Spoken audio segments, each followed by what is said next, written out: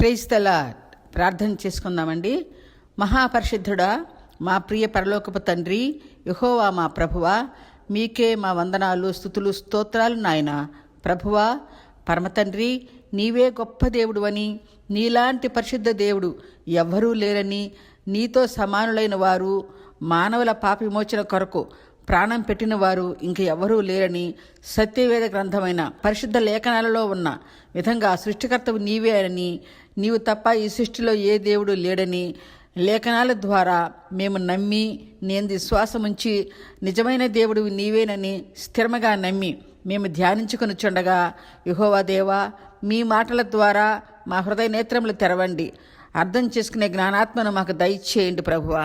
ఈ మాటలను వినిన వారందరూ నీవే మంచి దేవుడు అని, రక్షణకర్తవని, మా విమోచకుడు అని, నీవు తప్ప వేరొక దేవుడు లేడని తెలుసుకొని మిమ్మల్ని ప్రేమించి స్తుతించే విధంగా కడవరకు మా అందరి చెయ్యి పట్టుకొని మమ్మల్ని నడిపించమని యేసయ్య పరిశుద్ధ నామములో అడిగి వేడుకుంటున్నాము మా పరమ తండ్రి. ఆమేన్. వింటున్న ప్రతి ఒక్కరికి ప్రభు యేసు నామములో నా హృదయపూర్వక వందనాలు సమర్పించుకుంటున్నానండి. హల్లెలూయా. ఇప్పుడు మనం పరిశుద్ధ గ్రంథములో వ్రాయబడిన దేవుడిని గురించి ధ్యానం చేద్దామండి. పరిశుద్ధ సత్యవేద గ్రంథము నుండి సృష్టికర్త పరమప్రభు అయిన యెహోవా తండ్రి అనే సత్య దేవుడిని గురించి కొన్ని మాటలు సంభాషించుకుందాం.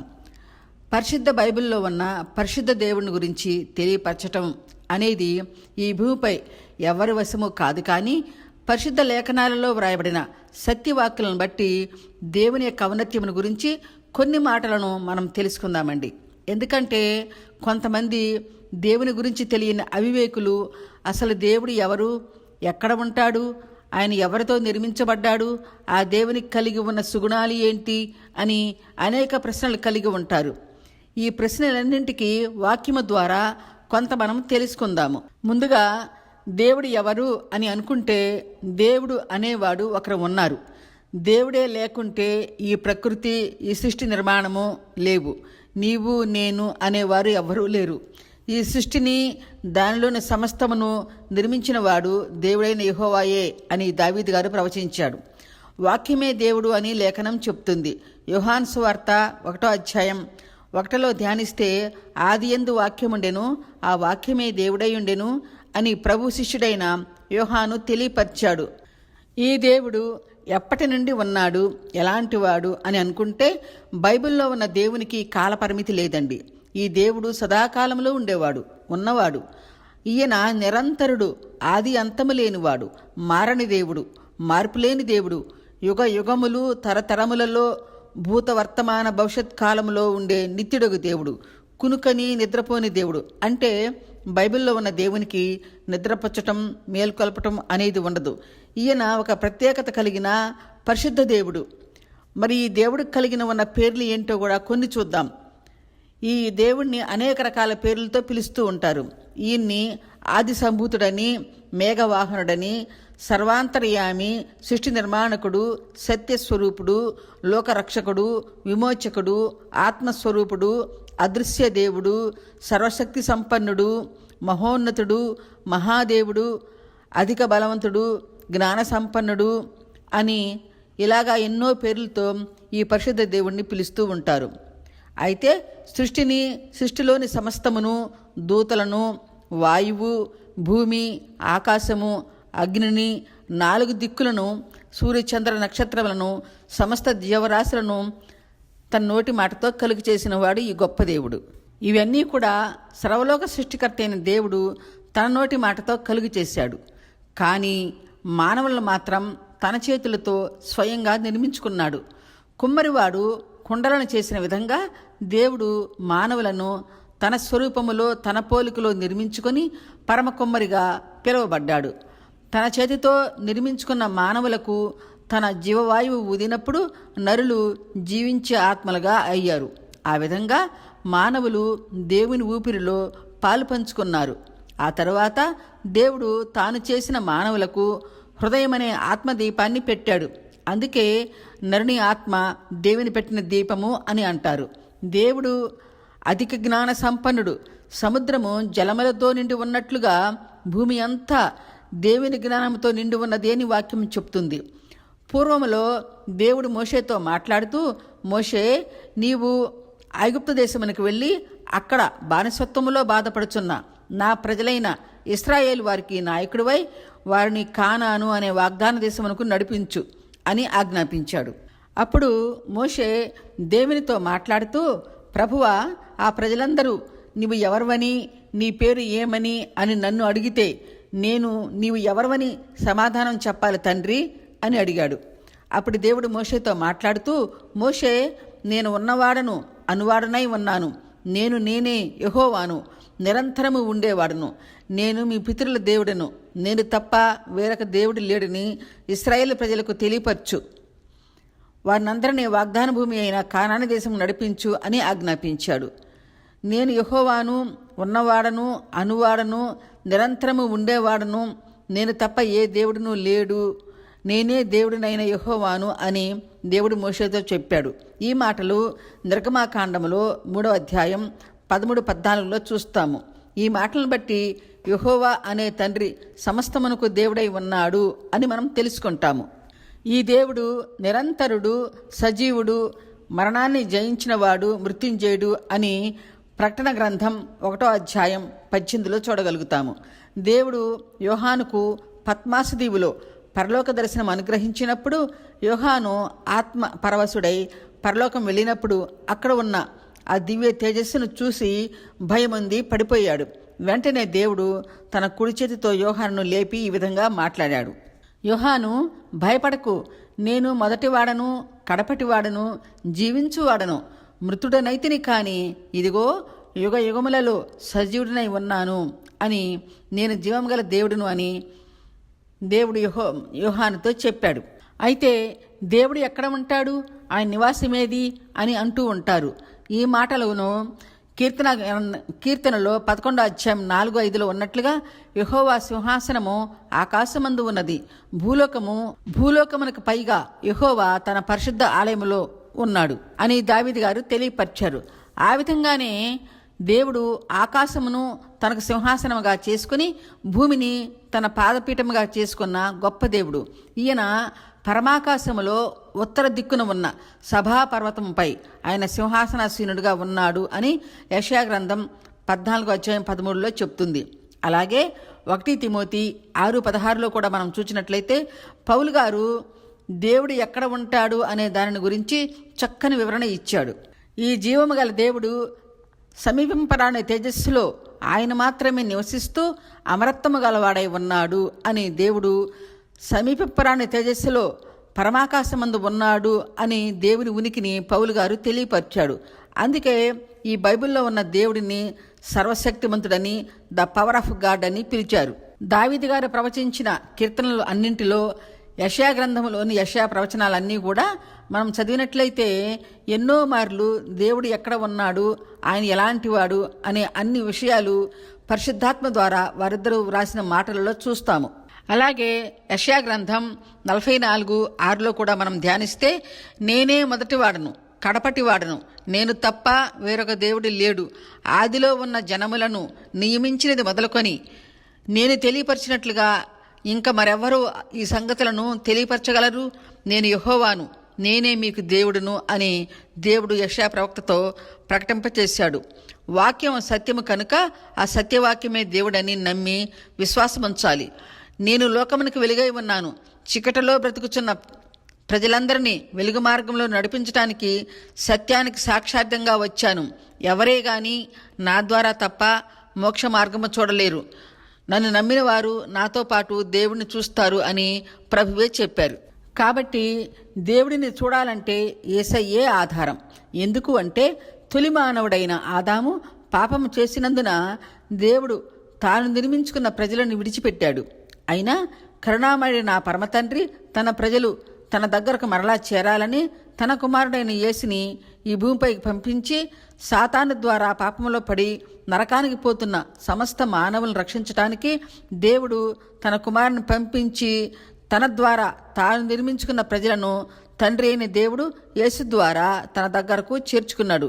అంటే ఆ పరమ తండ్రి ఆయనకు మనకు మధ్యవర్తిగా, రాయబారిగా యేసును పంపించి మనలను తన యొద్దకు మరలా చేర్చుకున్న గొప్ప దేవుడు యెహోవా తండ్రి. ఈ దేవుడిని సుగుణాల సంపన్నుడు అని పిలిచారు. ఆయన కలిగి ఉన్న సుగుణాలను కూడా మనం ధ్యానించుదామండి. ఈ దేవుడు సర్వలోక సృష్టికర్త, మానవులను అమితంగా ప్రేమించిన ప్రేమమూర్తి. సముద్రానికన్నా హద్దు ఉంది, కానీ దేవుని ప్రేమకు హద్దులు లేవు. ఆ ప్రేమ అపారమైనది. మానవులు ఎంతటి పాపాత్ములైనా వారిని కూడా కనికరించి క్షమించగలిగే జాలి, కృప, కనికరం గల దేవుడు. సమస్త జీవరాశులకు నిత్యము ఆహారం ఇచ్చి పోషించేవాడు. నశించిపోతున్న వారిని వెతక రక్షించేవాడు. దీనులను, దరిద్రులను, బలహీనులను అక్కున చేర్చుకొని ఆదరించేవాడు. సమస్త ప్రజలను సమానంగా ప్రేమించే ప్రేమమయుడు ఈ ఒక్క దేవుడే. ఇలాంటి దేవుడు ఈ సృష్టిలో ఇంకా ఎవరూ లేరు. అందుకనే ఈ దేవుణ్ణి యెషయా గారు స్తుతిస్తూ, దేవా, నీవు ఆశ్చర్యకరుడివి, ఆలోచనకర్తవు, బలవంతుడవు, నిత్యుడవు, సమాధానకర్తవు, సమస్తమునకు అధిపతివి అని యెషయా గారు దేవుని ఎంతగానో కీర్తించాడు. ఆ విధంగానే యెషయా గ్రంథం 40వ అధ్యాయం 18లో చూసినట్లయితే యెషయా ఈ దేవుని గురించి ప్రజలకు చెప్తూ, మీరు ఎవరితో ఈ దేవుని పోలుస్తారు? ఏ రూపమునకు ఆయన సాటిగా చేయగలరు? ఈ దేవుడి లాంటి దేవుడు ఎవరూ లేరు. ఆత్మస్వరూపుడు కనుక అదృశ్య రూపంలో ఉండి ఆయన నమ్మి ప్రేమించే వారికి ప్రక్కనే ఉంటాడు. ఎవరైతే ఆత్మతో సత్యముతో దేవా అని ప్రార్థిస్తారో వారికి సమీపములో ఉండి సమాధానమిచ్చే గొప్ప దేవుడు. ఈయన చూచే దేవుడు, వినే దేవుడు, మాట్లాడే దేవుడు, మన చెయ్యి పట్టుకొని కడ వరకు నడిపించే ప్రేమగల దేవుడు. ఇలాగా ఎన్నో మంచి సుగుణాలు కలిగిన ఉన్న సుగుణాల సంపన్నుడు బైబిల్లోని ఉన్న పరిశుద్ధ దేవుడు. ఇలాంటి గొప్ప పరిశుద్ధ దేవుడిని సృష్టి కూడా కీర్తిస్తుంది అని కీర్తన 96 అధ్యాయం 11, 13లో ఉన్న మాటల ద్వారా 148వ కీర్తన అంతటిలో సృష్టి ప్రకృతిని, సృష్టిలోని సమస్తము దేవుని ఆరాధించడం చూడగలము. ఈయన ఎక్కడ ఉంటాడు అంటే ఆయన సర్వాంతర్యామి, సమస్తములో ఉన్న దేవుడు. మరి ఈ దేవుడిని ఎవరు నిర్మించారు అని మరికొందరు అంటారు. ఆత్మస్వరూపుడైన ఈ పరిశుద్ధ దేవుడిని ఎవ్వరూ నిర్మించలేరు కూడా. ఎందుకంటే జ్ఞాని అయిన సొలొమోను రాజు కీర్తించిన విధంగా ఆయన మహా ఆకాశములు కూడా పట్టజాలని వాడు, అనంతుడు. కనుక మనం చెప్పుకునే ఈ బైబిల్ దేవుడిని ఎవరూ నిర్మించలేరు. ఈ భూమిపై ఉన్న దేవుళ్ళ మాదిరిగా ఈ మన దేవుడిని ఎవరూ నిర్మించలేరు. కానీ మరి ఆయన్ని ఎవరు నిర్మించారు అంటే, మనం ఆరాధించే ఈ దేవుడు స్వయంభవుడు, అంటే తనకు తానుగా రూపింపబడి ఒక ఉనికిని కలిగిన మహాదేవుడు, ఆది సంభూతుడు, త్రికాలగ్నుడు, ఆది అంతము లేనివాడు, స్వయం ప్రకాశము కలిగిన తేజోమయుడు, కోటి సూర్యుల కాంతి కంటే ప్రకాశించేవాడు. ఇంత ప్రకాశము గల దేవుడిని ఎవరూ చూడలేరు. కనుక వాక్యమైన దేవుడు మనతో వాక్యము ద్వారా మాట్లాడతాడు. అందుకే ఆయన్ని మాట్లాడే దేవుడు అని అంటారు. అయితే దేవుడు కనిపిస్తాడా అంటే కనిపించడు. ఎందుకంటే ఆ మహాదేవుని చూసి ఎవరూ బ్రతకలేరు. ఇదే మాట దేవుడు మోషేతో మాట్లాడాడు. మోషే దేవునితో మాట్లాడుతూ, ప్రభువా, నన్ను ఇంతగా దీవించావు కదా తండ్రి, నీ రూపము నాకు కనిపింపచేయి అని అడిగినప్పుడు దేవుడు మోషేతో, మోషే, నన్ను చూచి ఏ నరుడు బ్రతకలేడు. నీవు అడిగావు కనుక నీవు ఆ బండసందులో దాగి ఉండు. నేను నిన్ను దాటి వెళతాను. నేను దాటి వెళ్ళేటప్పుడు నా అరచేతితో నిన్ను కప్పుతాను. నేను దాటిన తరువాత నా వెనుక భాగమును నువ్వు చూడు అని చెప్పాడు. దేవుడు ఎందుకు కనబడడు అంటే, ఆ దేవుని ప్రకాశము చూసి ఎవరూ జీవించలేరు కనుక కనిపించడు. కానీ ఆయన ఉనికి మనతోనే ఉంటుంది. దేవుడు మనతోనే ఉన్నాడు అని మనం ఎలా తెలుసుకోగలం అని అనుకుంటే, మన హృదయము ఆయన పెట్టిన దీపము కనుక మన ఆత్మలోనే ఉంటాడు.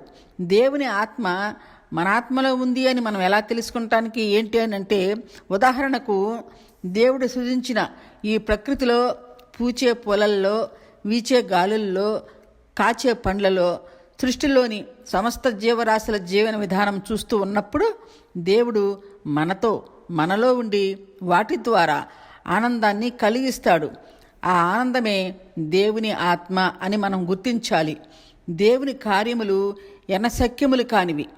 ఆయన ఆజ్ఞాపిస్తే సృష్టిలోని సూర్యచంద్రులు కూడా ఆగిపోతాయి. ప్రకృతి, సృష్టి ఆయన అధీనంలో ఉంటాయి కనుక ఆయన ఆజ్ఞాపిస్తే ఆగిపోతాయి. నిరాకారముగా శూన్యముగా ఉన్న సృష్టిని ఎలా సుందరంగా మార్చాడో అలాగే ఎడారి లాంటి మన బ్రతుకులను కూడా తీర్చిదిద్దగలిగిన మహోన్నతుడు ఈ పరిశుద్ధ దేవుడు. ఆయన ఎంత బలవంతుడంటే తన జేనతో భూమిని కొలిచినవాడు, సముద్రానికి హద్దులను ఏర్పరిచినవాడు, పర్వతములను త్రాసులో తూచినవాడు, మన్ను అంతటిని కొలపాత్రలో కొలిచినవాడు, నీటిని మూటగట్టినవాడు. దేవుడు ఇవన్నీ ఎందుకు చేశాడు అంటే భూమి అంతా సమతుల్యంగా ఉండటానికి అన్నింటినీ తగిన విధంగా ఏర్పరిచి భూమిని స్థిరపరిచి మానవుల కోసం సిద్ధపరిచిన మహనీయుడు మన తండ్రి అయిన యెహోవా దేవుడు. ఇట్టి పరిశుద్ధ దేవుడిని కలిగిన వారు ఎంతో ధన్యులు అని, ఆయన చూచి నమ్మిన వారు మరీ ధన్యులని దేవుని వాక్యం చెప్తుంది. దేవుని వాక్యం చెప్పిన విధంగా ఈ దేవుడిని మనకు సొంతం చేసుకుని ఆరాధించే వారముగా ఉందామండి. తనకు తానుగా నిర్మించబడిన స్వయంభవుడైన ఈ పరిశుద్ధ దేవునికి ఈ సృష్టిలో సమానులైన వారు ఎవ్వరూ లేరు.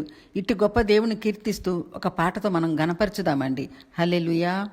నీతో సమమెవరు, నీలా ప్రేమించేదెవరు, నీలా పాపికై ప్రాణం పెట్టిన వారెవరు, నీతో సమమెవరు, నీలా ప్రేమించేదెవరు, నీలా పాపికై ప్రాణం పెట్టిన వారెవరు, నీలా పాపికై ప్రాణం పెట్టిన వారెవరు. లోక బంగారము ధనధాన్యాదులు ఒక పోగేసిన నీతో సరితూగునా, లోక బంగారము ధనధాన్యాదులు ఒక పోగేసిన నీతో సరితూగునా, జీవనదులన్నీయు సర్వసంద్రములు ఏకమై ఎగసిన నిన్ను తాకగలవా, జీవనదులన్నీయు సర్వసంద్రములు ఏకమై ఎగసిన నిన్ను తాకగలవా, లోక సౌఖ్యాలన్నీ ఒకచోట కృమ్మరించిన నీవేగా చాలిన దేవుడవు, నీవేగా చాలిన దేవుడవు, నీతో సమమెవరు,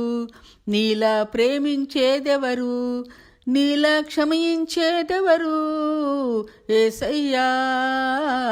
నీలా పాపికై ప్రాణం పెట్టిన వారెవరు, నీలా పాపికై ప్రాణం పెట్టిన వారెవరు, నీతో సమమెవరు. పలు వేదాలలో మత గ్రంథాలలో పాపమే సోకని పరిశుద్ధుడెడి, పలు వేదాలలో మత గ్రంథాలలో పాపమే సోకని పరిశుద్ధుడెడి, పాప పరిహారార్థం శిలువ మరణముంది తిరిగి లేచినట్టి దైవనరుడెవ్వడు, పాప పరిహారార్థం శిలువ మరణముంది తిరిగి లేచినట్టి దైవనరుడెవ్వడు, నీల పరిశుద్ధ దేవుడెవరున్నారయ్యా, నీవేగా మంచి దేవుడవు, నీల పరిశుద్ధ దేవుడెవరున్నారయ్యా, నీవేగా మంచి దేవుడవు, నీతో సమమెవరు, నీలా ప్రేమించేదెవరు, నీలా క్షమించేదెవరు, యేసయ్యా. నీలా పాపికై ప్రాణం పెట్టిన వారెవరు, నీలా పాపికై ప్రాణం పెట్టిన వారెవరు, నీతో సమమెవరు.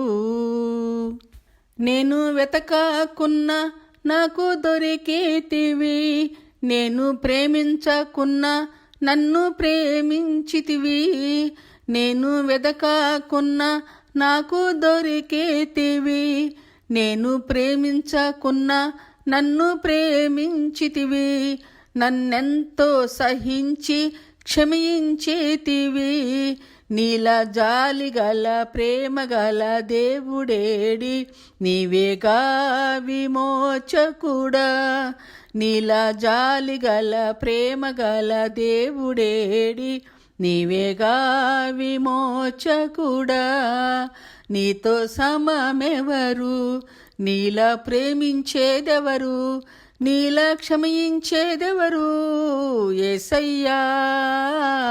నీలా పాపికై ప్రాణం పెట్టిన వారెవరు, నీలా పాపికై ప్రాణం పెట్టిన వారెవరు, నీతో సమమెవరు. యెషయా గారు చెప్పినట్లుగా ఈ దేవునితో ఎవరు సాటి, ఏ రూపముతో ఈయన పోలుస్తారు అని చెప్పిన విధంగా ఇంతటి గొప్ప దేవుడిని మనందరం కలిగి ఉండి ఆ దేవుని స్తుతించి ఆరాధించేవారముగా ఉండాలని ఆ యేసయ్య నామములో ఆ తండ్రిని వేడుకుంటున్నానండి. హల్లెలూయా, ఆమేన్. ఈ సత్యవాక్కులను వింటున్న వారందరినీ ఆ దేవుడు సదాకాలం ఆశీర్వదించి దీవించాలని ప్రభుయేసు నామములో ఆ పరమ తండ్రిని వేడుకుంటున్నానండి. హల్లెలూయా. ఇంతటి మహోన్నతుడైన దేవుడిని చూచి నమ్మిన వారి కన్నా చూడక నమ్మిన వారు మరీ ధన్యులు అని వాక్యం చెప్తుంది. కాబట్టి మనందరం నమ్ముకుని ఆయన ఆరాధించే వారముగా ఉందాము. తర్వాత భాగంగా ప్రభువు ఎందుకు సిలువ వేయబడ్డాడు అనేది తెలుసుకుందామండి.